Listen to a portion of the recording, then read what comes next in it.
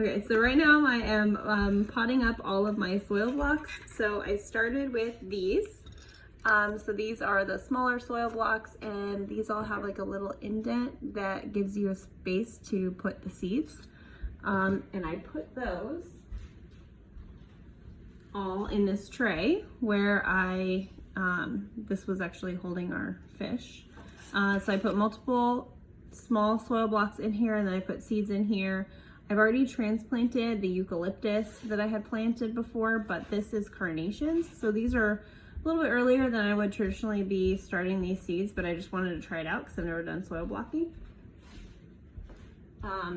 And I am using this larger one to create, essentially potting up the soil blocks into these new ones. So see how there's like a little square indent, and these ones will fit in there very well. So let me show you an example. So I've got this little guy right here, and I'm going to put him in that little cell. It fits right cozy in there. Yay! So I'm just in my kitchen right now with a planter bin of wet soil, and I'm just filling up these soil blocks. Totally covered in dirt right now, and getting dirt all over my kitchen floor. So I'm filling these in, and I'm actually like pressing the dirt in there so that it forms this shape that I want it to form, and I also want it to keep its shape when I put it in the tray. But this is one, saving me some money by not having to have a bunch of individual cell trays, which I do have those. I mean, I just planted Lisianthus this past weekend, and each of those have, it's a 200 cell tray. So once you have it all filled up, then you're going to push it down in the tray. Kind of make sure that that good indent happens with the square. Pulling up. And then it is all ready for the inserts.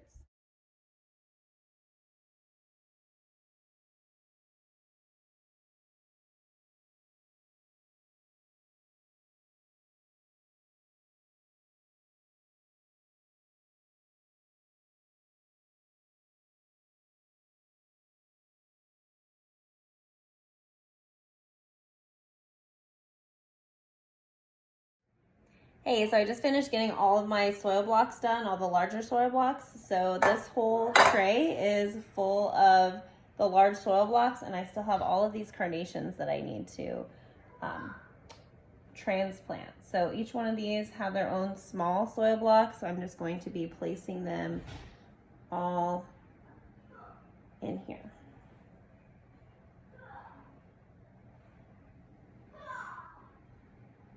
The good thing about using a tray like this is you can water from below by just kind of going around the edges and trying to just keep the water on the bottom instead of watering over the top of the seedlings. And then I go in and I place these under my grow lights and keep them happy until they've rooted in really good and are ready to go in the ground. Okay, so I'm all done with planting up everything that was in the smaller soil blocks and into the bigger ones. And I'll tell you, I ran out of the larger soil blocks. So this is what I did. I save all of my cartons from tomatoes, grapes, any kind of fruits or whatever. Just these have drainage holes in them. So what I'll do is I have extra trays. And even though they have drainage holes, I have extra trays, so I can just put them in here, and then I can water in the tray, and then they're getting the water that they need in the seeds. So I had six too many, and so I just went ahead and put them in there. That way I can still use all of the plants that I have planted up and that have successfully germinated. So got all these happy guys here. I've got all these here. So these are eucalyptus, baby blue eucalyptus, verbascum, some sweet peas. Like I said, this is my first time doing this, so I just was trying to run a trial. And then these are all carnations. I had labeled on painter's tape, and I had just put it over on the side. I need to actually pull this one over and put it in the last type here, and then I need to label the one that I put in the old grape container. So this is how I did it. It is really easy. I like it, and you know, I think I'm gonna keep going. But I highly recommend getting yourself a soil blocker. They weren't very expensive. I just got them off Amazon. So happy planting, and I'm wishing you beautiful days of flowers here soon. Bye.